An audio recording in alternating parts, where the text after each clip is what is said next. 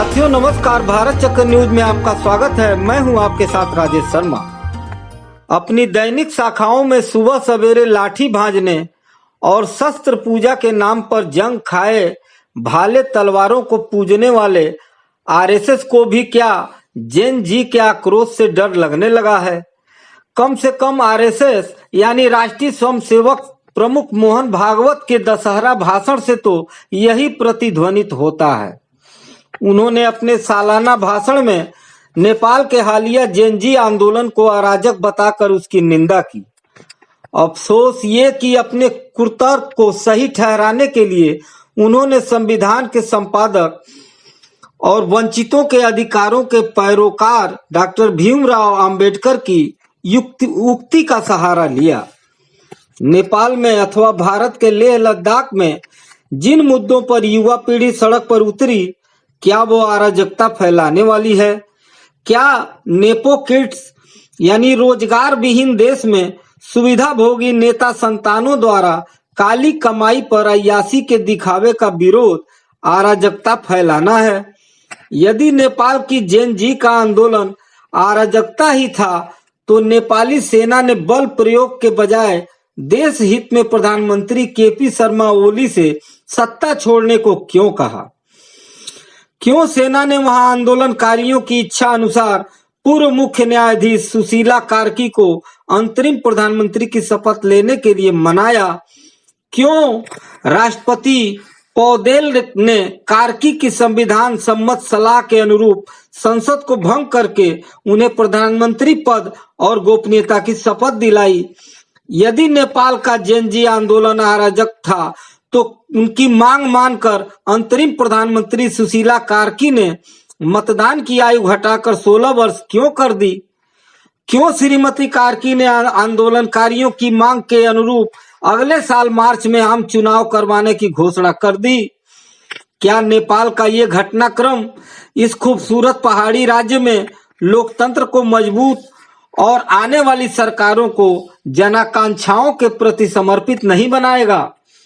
इतने सफल लोकतांत्रिक आंदोलन को अराजक बताने के पीछे कहीं भागवत को अपनी चेरी भाजपा को पश्चिम बंगाल, असम, तमिलनाडु और केरल के विधानसभा चुनावों में जेन जी से मिलने वाली चुनौती की आशंका से परेशान तो नहीं कर रही? कहीं नेपाल और लद्दाख के जेन जी आंदोलन में परिलक्षित समानताओं ने भागवत को उन्हें अराजक बताने को मजबूर नहीं कर दिया? यदि ऐसा नहीं है तो राजनीतिक भ्रष्टाचार और भाई भतीजावाद के खिलाफ कम से कम 76 नेपाली नागरिकों के बलिदान से छिटकी राजनीतिक परिवर्तन की चिंगारी को भागवत आखिर क्यों अराजक बताने लगे? दरअसल लद्दाखी जेन जी भी केंद्र शासित लेह लद्दाख में प्रधानमंत्री नरेंद्र मोदी और गृह मंत्री अमित शाह से रोजगार ही मांग रहे थे। कभी छत्तीसगढ़ के आदिवासियों के मावा नाटे मावा राज की तर्ज पर लेह लद्दाख की जेन जी अपनी आदिवासी बहुल धरती को संविधान की 6ठी अनुसूची में शामिल करने की ही मांग शांतिपूर्ण प्रदर्शन के जरिए कर रहे थे। क्या भागवत इस बुनियादी तथ्य से भी अनजान है कि लद्दाखी युवकों का आंदोलन लोक आविष्कारक सोनम वांगचुक के सत्याग्रही नेतृत्व में पूर्णतः अहिंसक रूप में चल रहा था? जेन जी आंदोलन को अराजक बताते हुए क्या मोहन भागवत ये भी भूल गए कि लद्दाखी जेन जी के अहिंसक प्रदर्शन पर आंसू गैस के गोले उन्हीं की शाखा की राजनीतिक पैदाइश गृह मंत्री अमित शाह के अर्धसैनिक बलों ने दागे? क्या भागवत ये भी नहीं जानते कि निहत्थी लद्दाखी जेन जी के 4 सदस्य शाह के बलों की खोपड़ी में मारी गई गोली से ही मरे हैं?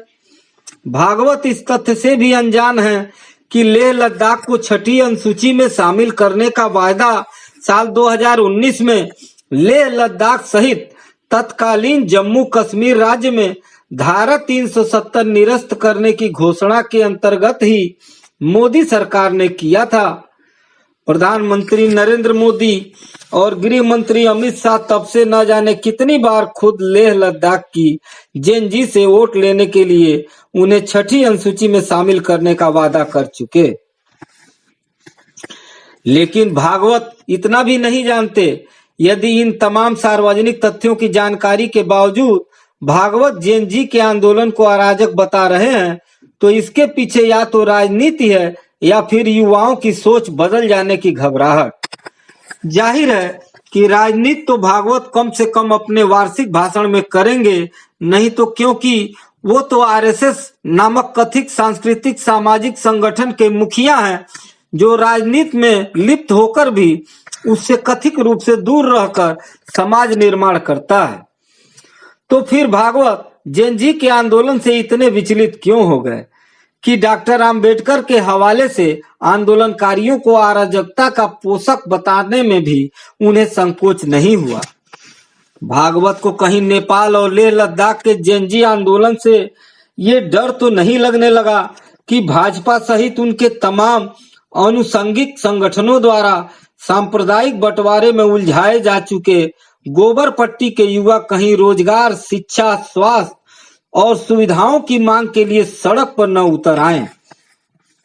जाहिर है कि भारत जैसे परिवर्तनकामी और पूराकांक्षी युवा बाहुल्य देश में राजनीतिक सामाजिक परिवर्तन की संभावना हमेशा ही प्रबल रहती है।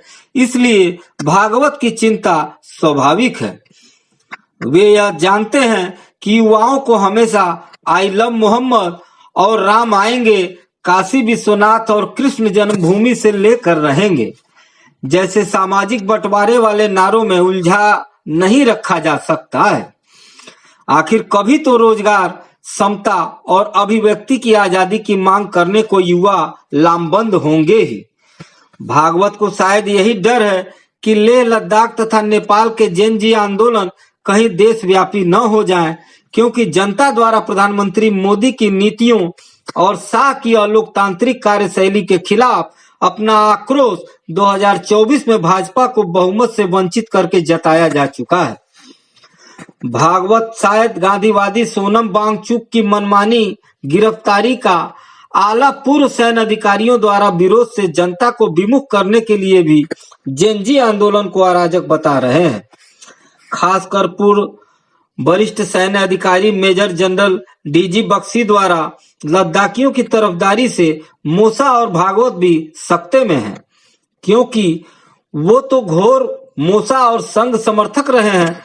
भागवत के उक्त बयान को सोनम वांगचुक की गिरफ्तारी के लेह लद्दाख ही नहीं, देश भर में हो रहे विरोध और उसे न्यायिक चुनौती देने की तैयारी को कुचलने की सरकारी तैयारी का संकेत भी माना जा सकता है।